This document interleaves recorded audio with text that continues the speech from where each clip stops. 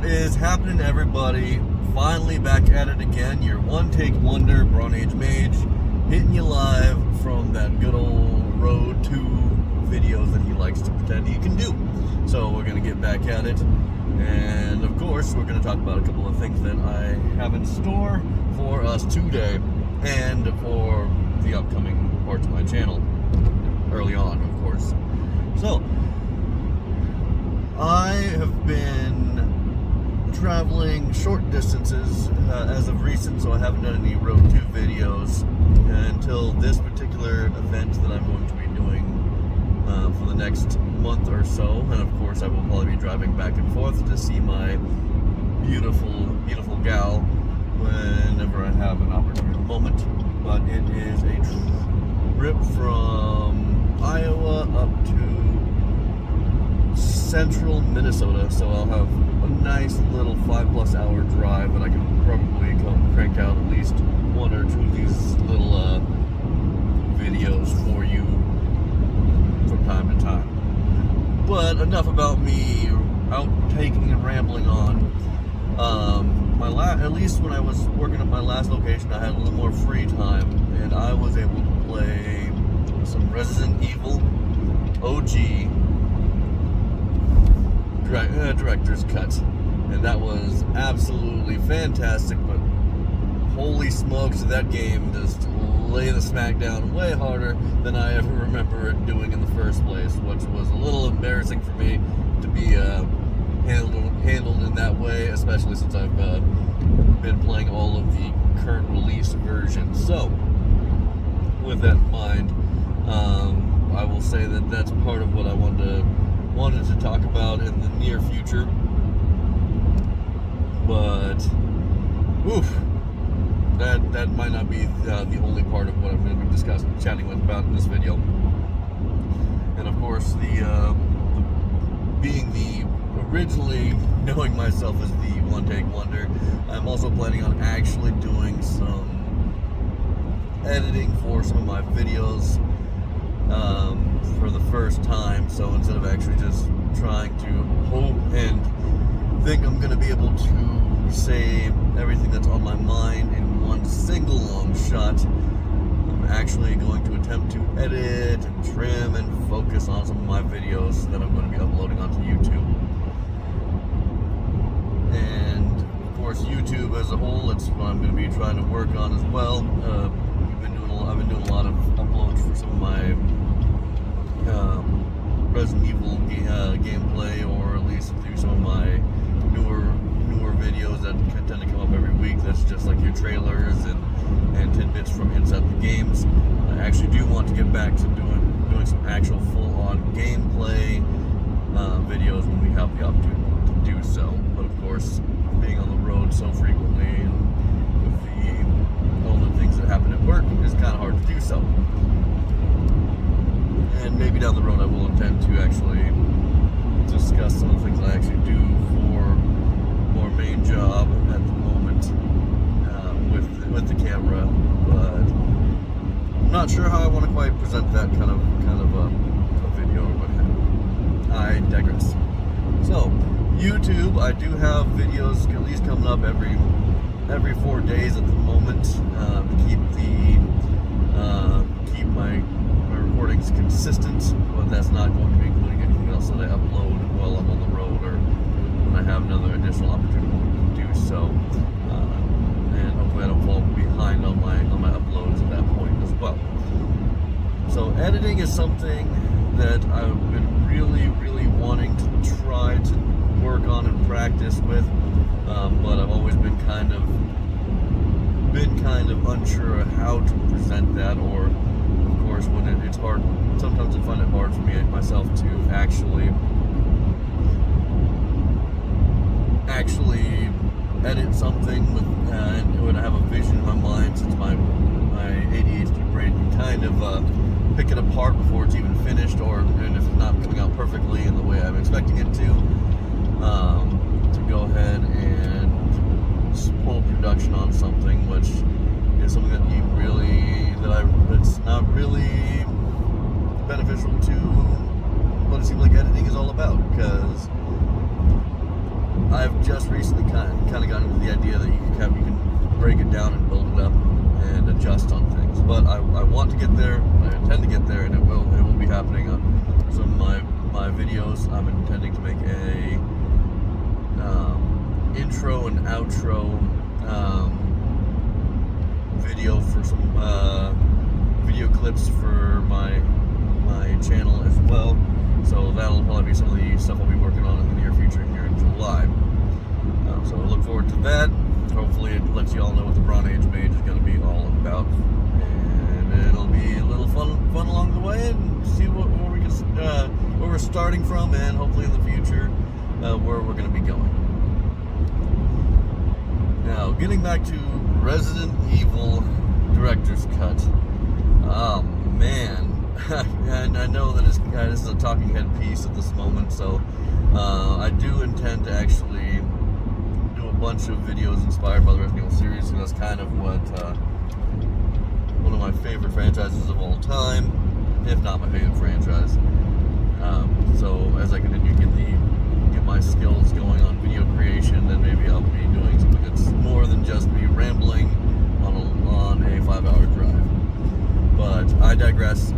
Resident Evil Director's Cut, I played it as Chris Redfield, and it was a very interesting experience, to say the least. It was a game that I had grown up with for a very long time, and I will say that I remember when I was but a little kid at your little random local video game store back in the day. When I experienced it, I remember dying outright to the first zombie that you encountered, because I did not grasp or understand how controls might work for that kind of game, because that was when 3D was new and tank control was new. So it was definitely eye-opening, and it had me hooked from early on. When I played it again after, I've played a lot of Resident Evil since then, and of course the most common ones recently were the Resident Evil 2 and 3 remake, which don the over-the-shoulder perspective and have a little less. They have more control of how you move and operate, and it doesn't control like the old OG, what's known as tank controls do, which happen to be like your Resident Evil 1, 2, 3, and Code Veronica, and those are the OG ones, not the remakes or rehashes, revamps, redos, redirects, and placing on hold kind of thing. But picking the controls back up for it was surprisingly not too shabby. It was really easy for me, since that used to be my kind of gameplay anyway, to be able to do.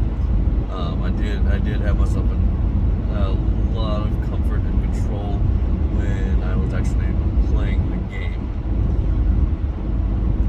A lot of the challenges came in some of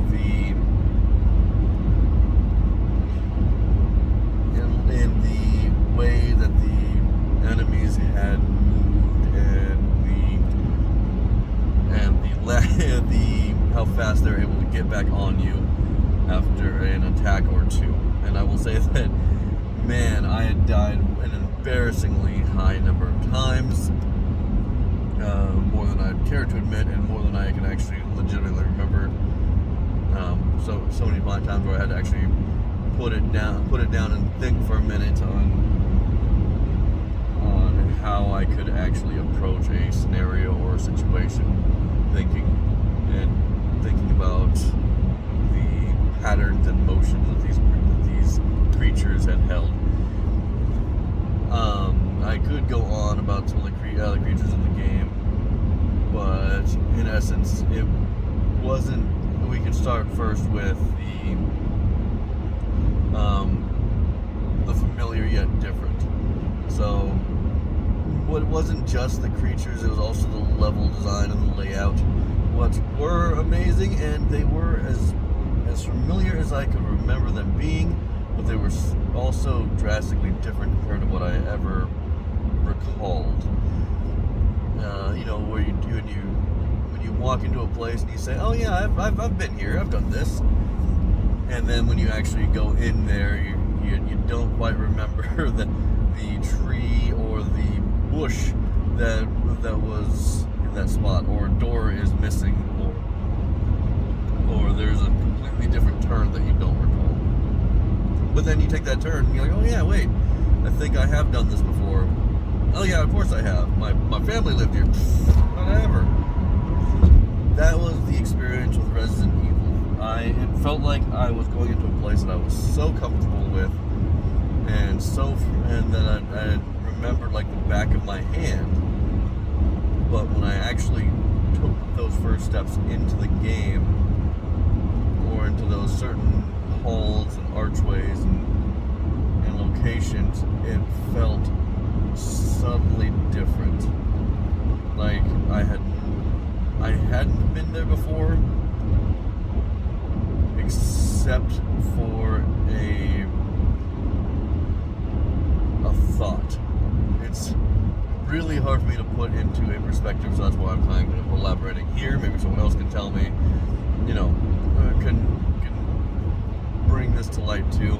Maybe it has something to do with the concept of memories and the fact that we can always place things or remember things in one particular way, but it is in all reality is different because we tend to fill in the blanks in our own way. I guess that actually about sums it up.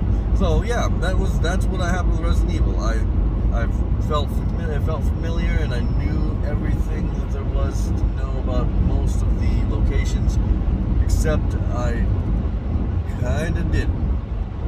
And it was absolutely amazing. It was a piece of history for me. It was some nostalgia, and it kind of ultimately has led me up to this point that we are on now. Because if it didn't, or I didn't play it, then I wouldn't be able to ramble and rant on in this particular manner, or share with you all some of the fun I've had along the way, or will continue to share.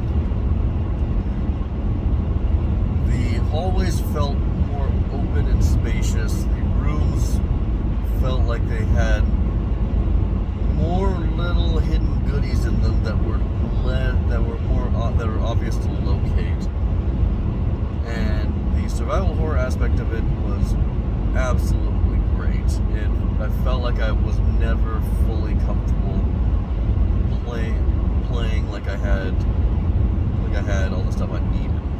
I remember there was a couple points in the game I was running around the mansion several times over, just trying to scrape together some of the pieces of herbs or ammo, just because I didn't know if I was going to have anywhere near enough to take on the next creatures or mobs, or get through the next area without taking a couple of hits or taking a couple of rounds off of some dogs or zombies or what have you.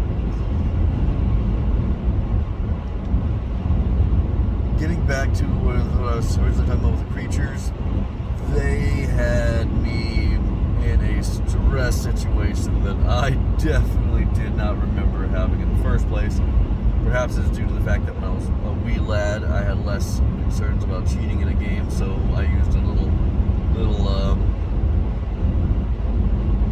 cheat to be able to get into, or to unlock a double ammo when you were collecting any, which was just by holding right on the controller over a new game, and when you saw the cursor turn green, it would then activate you getting double ammo, having picked it up.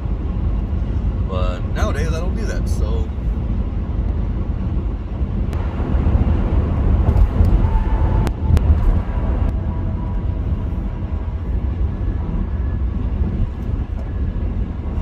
in any case, sorry, got a gun ring in there. Blah.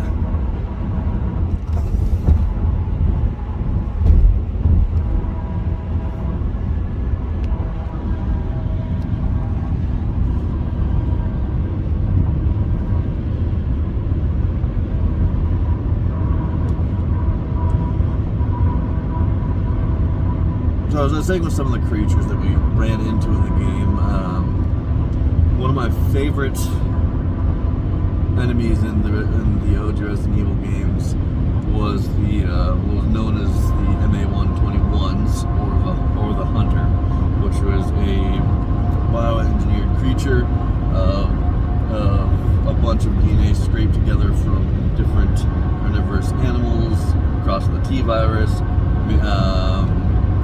mixed with humans. I'll go into more detail on that probably in one of my other videos where I'm actually going to be talking about my top 10s on favorite creatures and what have you, or something else that I'm probably going to be doing. But in any case, when I was younger, those things would freak me out and always have me on edge. And I remember they were scary, but they were scary to me then. But I didn't recall them being so challenging to me. Well, fast forwarding to when I played, those things have dealt me so many deaths in the game that I just could not for the life of me believe it. They rocked my world hard, and it wasn't just because of the fact that they were. It wasn't just because of the fact that they would move quick or move quick. They were also able to stun lock you multiple times in a go through. So usually what they do is they'll hiss and charge at you, or they'll also tend to make a flying leap in your direction. I had no luck this time around, so I don't know if it's actually a thing that you can do. But when they're in the air, I was not able to hit them with any shots. So they would usually either close the distance from you really quickly, or they'd hit you with a flying leap and slash you. And then as soon as they hit the ground, they would slash you again, usually draining Chris to light caution. And Chris also raises his handguns or magnums faster than Jill does. So I don't know if I have yet to see if that would actually be harder for Jill to be able to counter. And of course, the dreaded move that they have too is once you hit caution, they can one shot you from there, as opposed to taking you all the way to danger. So that happened a couple of times. The flying leaps happened and got me. Mostly the biggest thing I had with them was I was getting stun locked quite often, especially down in down inside of the caverns that lead to the laboratory. There was a couple spots where there's multiple hunters at any given point, and then they would just be able to double stun lock me to the point where I'd just drop like a sack of taters. So I got frustrated quite a bit with them. Although ironically enough, as hard as they were in that particular regard, it did seem like they were also at that point when I was younger in the game. I always thought that the handgun was kind of pointless to have, but since I only had half the ammo that I ever had back then, I came to rely on the handgun towards them in certain scenarios. And I do asterisk at certain scenarios because if they were too close, they would take multiple shots and then they would close the gap on you without being knocked back by the handgun. So if they were within a few feet, it was definitely imperative that you use one like the shotgun or the Magnum to be able to get them down and out. They'd fly back up and they'd fly back up quickly and then come at you. Other than the hunters, I've got to say that ultimately no other enemies gave me quite that hard a knock comparatively. The dogs caught me by surprise once, since you had little to no. They could stun lock you pretty quickly. I think is what I was trying to get at with that one. So due to stun locking, I got tagged by them. That was a situation that I was able to easily rectify after I had realized that was going to be a possibility. But then, of course, I didn't even have these kind of problems on the final boss, where I thought I was sitting there at the edge of my seat, wondering if I was going to have enough ammo. As you do in a good survival horror game, or enough health and things. Ultimately, I was able to easily handle myself at the end of the game. So really, the only big challenging part I had run into was during the hunter attacks. So I guess retrospectively, it really doesn't look like it was. It didn't seem like it was as hard as I'm making it out to be, but it was still harder than I remember it being when I was a kid. Absolutely amazing, fun, awesome. I will be playing it again, and since I'm traveling and taking my game consoles with me, specifically my PS2 with the Resident Evils, some of the Resident Evil games, I will be playing Resident Evil 2 OG, and then I will probably end up picking up with Resident Evil Code Veronica. So, look forward to me probably ranting, rambling, and talking about those. I am hoping to actually get video of me playing and talking about them with actual gameplay footage whenever I can actually put down the money for a streaming deck or something of the sort, so that I can share all that with you, because there is a lot of retro games that I do want to actually record and get to enjoy with an audience, or talk about and share with somebody. But I think that's enough rambling about Resident Evil, the OG, and I thank everyone for watching with me. So I appreciate y'all. As always, I look forward to hearing anything you might have to say in the comments sections. Like, share, subscribe, the whole YouTube bit. And I intend to be uploading quite a few more videos across the board as time goes on. Alright, so let's do this. Let's keep on rocking, and I will be seeing you in some of the later edits for this YouTube adventure that we're going to be going on to. Alright? Groovy.